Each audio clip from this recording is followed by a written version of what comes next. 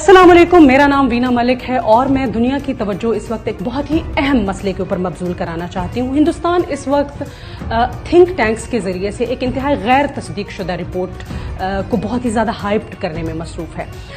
इस रिपोर्ट का लबे-लुबाब ये है कि हिंदुस्तान में सिखों की आज़ादी की जो तहरीक है खालिस्तान, और उसके लिए जो रेफरेंडम 2020 कराया जा रहा है, उसके पीछे जो ताकत है वो पाकिस्तान है। जाहिर सी बात है, ये जुमला सुनकर आपको अंदाज़ा हो गया होगा कि टेरी मिलोस्की की ये जो रिपोर्ट है, इससे हिंदुस्तान के रवैयों की घिन आती है। यहाँ पर मैं इस राइटर से ये सवाल करना चाहती हूँ कि इस राइटर ने दावा किया है कि खालिस्तान की ये जो तहरीक है रेफरेंडम 2020, ये किसी भी तरह से किसी अहमियत की हामिल नहीं है और ना ही किसी की इसको हिमायत हासिल है।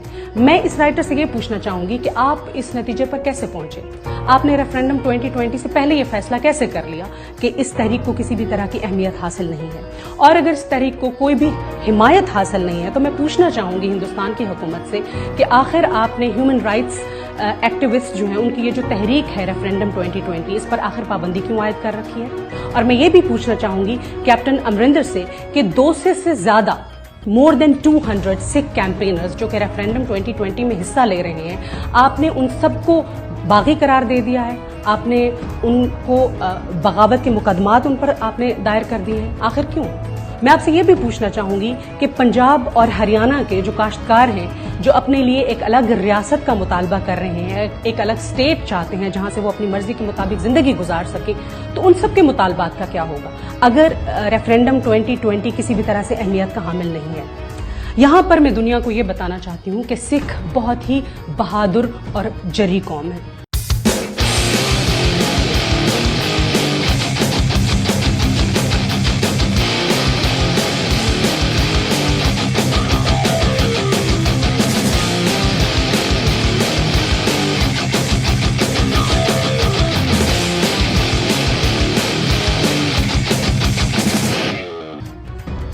मैं यहाँ पर दुनिया को यह भी बताना चाहूँगी कि जब हिंदुस्तान की आज़ादी की जंग लड़ी गई थी, उसमें सिखों ने बढ़ चढ़ कर हिस्सा लिया था।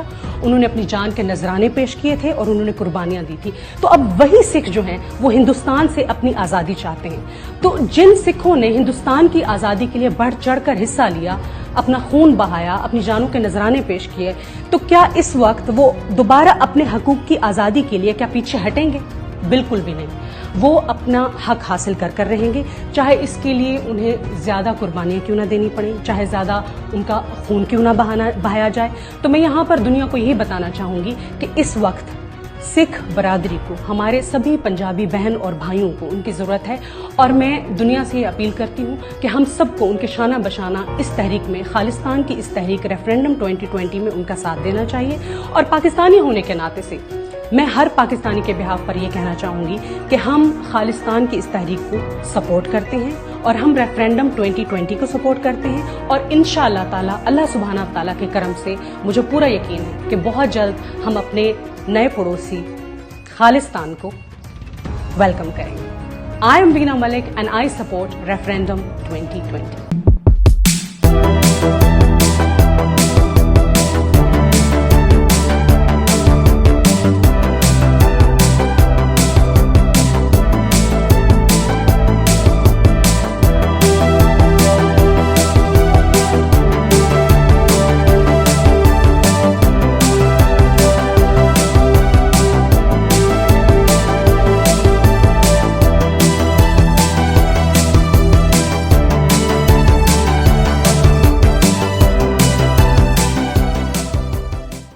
हाँ जी, अस्सलाम वालेकुम, सत श्री अकाल, नमस्कार ते जय आर्यवर्त साथियों।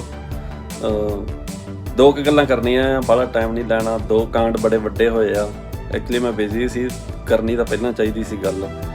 एक तां अपने हैगे आ मेजर बीडी सस्ती, नहीं सॉरी, जीडी बख्शी साहब, ते एक अपने वो गोबर आरिया, नहीं गौरव आरिया, ਉਹ ਤੇ ਇੱਕ ਆਪਣੇ ਬ੍ਰਾਹਮਣ ਦੇਵਤਾ ਜੀ यूपी ਦੇ ਵਿੱਚ ਉਹਨਾਂ ਨੇ ਨਵਾਂ ਚੰਨ ਚਾੜ ਦਿੱਤਾ ਆ, ਉਹ ਹੈਗੇ ਆ ਵਿਕਾਸ ਦੁਬੇ ਜੀ। ਤੇ ਪਹਿਲਾਂ ਆਪਾਂ ਵਿਕਾਸ ਦੁਬੇ ਜੀ ਦੀ ਗੱਲ ਕਰਦੇ ਆਂ ਵੀ ਕੀ ਕੁਝ ਹੋ ਰਿਹਾ ਆ ਤੇ ਕੀ ਮੀਡੀਆ ਵਿਖਾ ਰਿਹਾ ਆ। ਜਿਹੜੇ ਆਪਣੇ ਵਿਕਾਸ ਦੁਬੇ ਜੀ ਆ, ਉਹ ਬੀਜੇਪੀ ਦੇ ਲੀਡਰ ਆ, ਆਰਐਸਐਸ ਦੇ ਵੀ ਉਹ ਮੈਂਬਰ ਆ, ਵੀ ਉਹ ਹੁਣ ਸਾਰਾ ਕੁਝ ਸਾਹਮਣੇ ਆਉਂਦਾ ਪਿਆ ਆ। ਪਰ ਇਹ ਆ ਵੀ ਉਹ ਦੁਬੇ ਜੀ ਇੱਕ ਬਦਮਾਸ਼ ਵੀ ਆ, ਪਰ ਇਹ ਆ ਵੀ ਉਹਨਾਂ ਨੂੰ ਉਹਨਾਂ ਦੀ ਬ੍ਰਾਹਮਣ ਜਾਤੀ ਕਰਕੇ ਉਹਨਾਂ ਕੋਲ ਵੱਧ ਅਧਿਕਾਰ ਆ।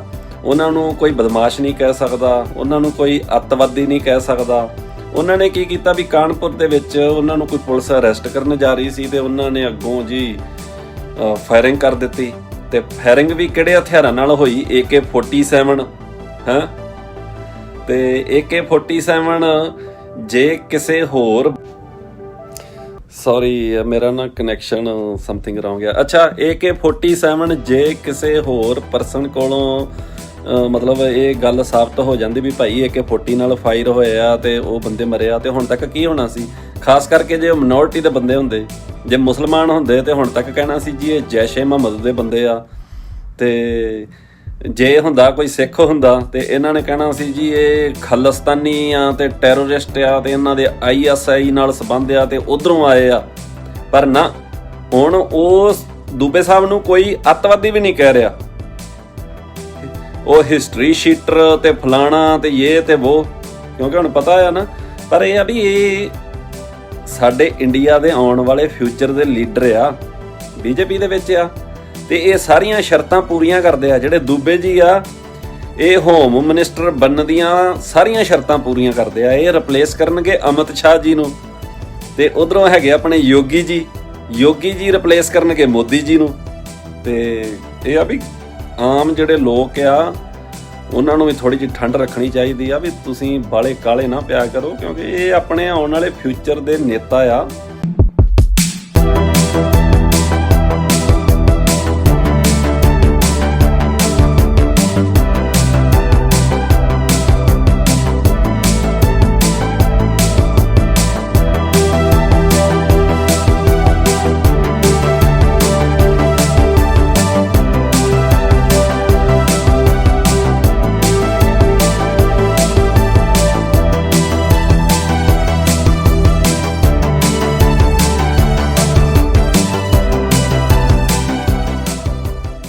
ਤੇ ਕੋਈ ਗੱਲ ਨਹੀਂ। ਅੱਛਾ, ਦੂਜੀ ਗੱਲ ਇਹ ਹੋ ਗਈ ਵੀ ਆਪਣੇ ਹੈਗੇ ਆ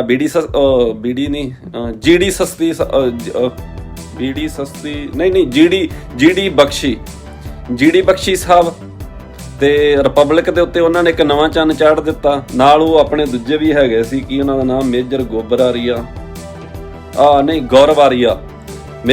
ਆਰੀਆ, ਕਿਉਂਕਿ ਇਹਨਾਂ ਦਾ ਕੰਮ ਆ। ਤੇ ਜਿਹੜੇ ਹੈਗੇ ਆ GD ਬਖਸ਼ੀ ਸਾਹਿਬ, ਉਹ ਤਾਂ ਆਲਵੇਜ਼ ਹੀ ਜਿਵੇਂ ਕਹਿੰਦੇ ਹੁੰਦੇ ਕੁਛ ਨਾ ਕੁਛ ਨਵਾਂ ਇਨਵੈਂਸ਼ਨ ਕਰਦੇ ਆ। ਤੁਹਾਨੂੰ ਪਤਾ ਹੀ ਆ ਵੀ ਕੁਛ ਉਹਨਾਂ ਦਾ ਦਿਮਾਗੀ ਲੈਵਲ ਹੋਰ ਤਰ੍ਹਾਂ ਦਾ ਆ। ਤੇ ਉਹਨਾਂ ਨੇ ਜੀ ਆਪਦੇ ਨਾਲ ਦੇ ਪੈਨਲਿਸਟ ਨੂੰ ਮਾਂ ਦੀ ਗਾਲ ਕੱਢ ਦਿੱਤੀ। ਤੇ ਮੈਂ ਤਾਂ ਇਹ ਸੋਚਦਾ ਸੀ ਵੀ ਜੇ ਕਿਤੇ ਕੋਈ ਉਹ ਪੈਨਲਿਸਟ ਪੰਜਾਬੀ ਹੁੰਦਾ ਤੇ ਬੈਠਾ ਹੁੰਦਾ ਸਟੂਡੀਓ ਦੇ ਵਿੱਚ ਹੀ, ਤੇ BD ਸਸਤੀ ਸਾਹਿਬ ਦੀਆਂ ਮੁੱਛਾਂ ਪੁੱਟ ਦੇਣੀਆਂ ਸੀ ਉਹਨੇ, ਤੇ ਇਹਨੂੰ ਅਕਲ ਆ ਜਾਣੀ ਸੀ ਵੀ ਕਿਸੇ ਨੂੰ ਮਾਂ ਦੀ ਗਾਲ ਕਿਵੇਂ ਕੱਢੀ ਦੀ ਆ। ਪਰ ਇਹ ਆ ਵੀ ਉਹ ਬੰਦਾ ਕੋਈ ਉਧਰਲੇ ਏਰੀਏ ਦਾ ਹੀ ਸੀ, ਤੇ ਪਰ ਹੁਣ ਉਹ ਕੇਸ ਤਾਂ ਕਰਨ ਲੱਗਾ ਆ। ਪਰ BD ਸਸਤੀ ਸਾਹਿਬ ਨਾਲ ਸਭ ਤੋਂ ਵੱਡਾ ਮਜ਼ਾਕ ਇਹ ਹੋ ਗਿਆ ਵੀ BD ਸਸਤੀ ਸਾਹਿਬ ਦੀ ਧੀ ਕਹਿੰਦੀ ਆ ਵੀ ਇਹ ਮੇਰਾ ਪਿਓ ਹੀ ਨਹੀਂ। ਇਹਦਾ ਸਭ ਤੋਂ ਵੱਡਾ ਸਿਆਪਾ ਪੈ ਗਿਆ। BD ਸਸਤੀ ਸਾਹਿਬ ਦੇ ਜਿਹੜੇ ਜਵਾਕ ਆ ਉਹ ਕਹਿੰਦੇ ਸਾਡਾ ਪਿਓ ਹੀ ਨਹੀਂ। ਤੁਸੀਂ ਇਹ ਵੇਖੋ ਵੀ ਇਹ GD ਬਖਸ਼ੀ ਸਾਹਿਬ ਇਹ ਕਰਤੂਤਾਂ ਹੁਣ ਕਰਦੇ ਪਏ ਆ। ਜਾਣੀ ਇਹ ਚਾਹੁੰਦੇ ਤਾਂ ਇਹ ਆ ਵੀ ਮੈਨੂੰ ਟਿਕਟ ਮਿਲ ਜਾਵੇ ਜਾਂ ਮੈਨੂੰ ਕਿਸੇ ਛੋਟੇ ਮੋਟੇ ਰਾਜ ਦੀ ਗਵਰਨਰੀ ਮਿਲ ਜਾਵੇ। ਚਾਹੀਦਾ ਤਾਂ BJP ਨੂੰ ਇਹ ਆ ਵੀ ਹੁਣ BD ਸਸਤੀ ਸਾਹਿਬ ਨੇ ਬਹੁਤ ਕੁਛ ਤੁਹਾਡੇ ਵਾਸਤੇ ਕਰ ਦਿੱਤਾ, ਬੜੀ ਨਫ਼ਰਤ ਫੈਲਾ ਦਿੱਤੀ ਆ।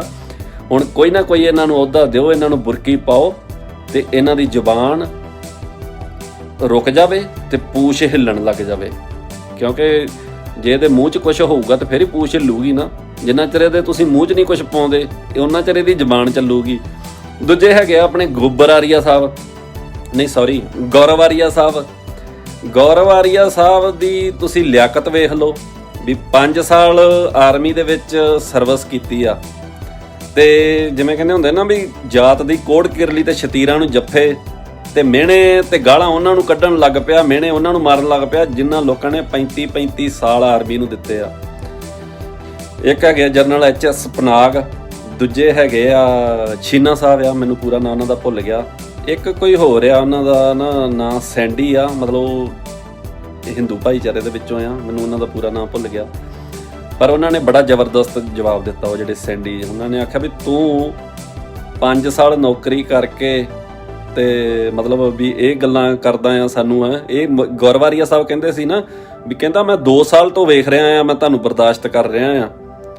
ਜਾਣੀ ਇਹ ਚਾਹੁੰਦੇ ਆ ਜਿਹੜੇ ਜਿੰਨੇ ਵੀ ਆ ਰਹੀ ਆ, ਜਿਹੜੇ ਪਿੱਛੇ ਨਾਂ ਦੇ ਲਾਉਂਦੇ ਆ, ਇਹ ਚਾਹੁੰਦੇ ਆ ਵੀ ਕੋਈ ਸੱਚ ਨਾ ਬੋਲੇ, ਕਿਉਂਕਿ ਜੇ ਸੱਚ ਬੋਲੋਗੇ ਤਾਂ ਭਾਂਬੜ ਮੱਚਦਾ ਆ। ਤੇ ਇਹ ਤਾਂ ਉਹ ਆ ਵੀ ਛੱਟੇ ਮਾਰਨ ਵਾਲੇ, ਵੀ ਥੱਲਿਓਂ ਠੰਡੇ ਪਾਣੀ ਦੇ, ਵੀ ਕੋਈ ਵੀ ਗੱਲ ਹੋ ਜਾਵੇ ਕਿਤੋਂ ਵੀ ਜੁੱਤੀਆਂ ਪੈਂਦੀਆਂ ਆ, ਚਾਈਨਾ ਤੋਂ ਪਾਕਿਸਤਾਨ ਤੋਂ ਵੀ ਚੁੱਪ ਕਰ ਜਾਓ, ਵੀ ਹਾਂ ਬੱਲੇ ਬੱਲੇ ਜੈ ਜੈਕਾਰ ਭਾਰਤ ਮਾਤਾ ਕੀ ਜੈ ਹੀ ਬੋਲਣੀ ਆ ਆਪਾਂ, ਕੋਈ ਹੋਰ ਗੱਲ ਨਹੀਂ ਕਰਨੀ। ਤੇ ਉਹ HS ਪਨਾਗ ਸਾਹਿਬ ਤੇ ਸ਼ੀਨਾ ਸਾਹਿਬ ਨੇ ਤਸੱਲੀ ਕਰਾ ਦਿੱਤੀ ਨੈਸ਼ਨਲ TV ਤੇ ਆ ਕੇ। ਤੇ ਇਹਨਾਂ ਨੂੰ ਲੱਗ ਗਈਆਂ ਮਿਰਚਾਂ ਵੀ ਸਾਨੂੰ ਤਾਂ ਜੋਬ ਹੀ ਇਸੇ ਕਰਕੇ ਮਿਲੀ ਹੋਈ ਆ। GD ਬਖਸ਼ੀ ਸਾਹਿਬ ਨੂੰ ਕੋਈ 5-7 ਹਜ਼ਾਰ 10 ਹਜ਼ਾਰ ਦਿੰਦੇ ਹੀ ਹੋਣੇ ਆ ਡਿਬੇਟ 'ਚ ਆਉਣ ਦਾ, ਤੇ ਗੋਬਰਾਰੀਆ ਨੂੰ ਤਾਂ ਉੱਥੇ ਜੋਬ ਹੀ ਮਿਲੀ ਹੋਈ ਆ। ਉਹ ਅਰਨਬ ਗੋਸਵਾਮੀ ਦੇ ਰਿਪਬਲਿਕ TV ਤੇ ਉਹ ਹੁਣ ਵੀ ਉਹਨਾਂ ਨੇ ਸੱਚ ਬੋਲ ਦਿੱਤਾ, ਤੇ ਇੱਧਰ ਫਿਰ ਸੱਚ ਜੇ ਬੋਲੋਗੇ ਤੇ ਭਾਂਬੜ ਮੱਚਣਾ ਆ। ਤੇ ਇਹ ਪੈ ਗਏ। ਜਾਣੀ ਤੁਸੀਂ ਇਹਨਾਂ ਦੋਵਾਂ ਬੰਦਿਆਂ ਦੀ ਲਿਆਕਤ ਤੇ ਸਿਆਣਪ ਇਹ ਵੇਖੋ ਵੀ GD ਬਖਸ਼ੀ ਸਾਹਿਬ ਤਾਂ ਬਾਹਲੇ ਜ਼ਿਆਦਾ ਇਸ ਘੇਰੇ ਦੇ ਵਿੱਚ ਆਉਂਦੇ ਆ ਵੀ ਤੁਸੀਂ ਤਾਂ ਜ਼ਿਆਦਾ ਨੌਕਰੀ ਕੀਤੀ ਆ, ਤੇ ਗੋਬਰਾਰੀਆ ਤਾਂ ਨੌਕਰੀ ਕੀਤੀ ਉਹਨੇ 5 ਸਾਲ ਇਸੇ ਵਾਸਤੇ ਆ ਵੀ ਹਾਂ ਵੀ ਜਿਹੜੇ ਐਕਸ ਆਰਮੀ ਮੈਨ ਹੁੰਦੇ ਆ ਵੀ ਉਹਨਾਂ ਨੂੰ ਮੁੜ ਕੇ ਜੋਬਾਂ ਹੋਰ ਥਾਵਾਂ ਤੇ ਛੇਤੀ ਮਿਲ ਜਾਂਦੀਆਂ। ਉਹਨੇ ਇਸ ਕਰਕੇ 5 ਸਾਲ ਲਾਏ ਕਿਉਂਕਿ ਇਹਨਾਂ ਦੀ ਇੰਨੀ ਕੀ ਕਰਤੂਤ ਆ ਬਾਹਮਣਾਂ ਦੀ।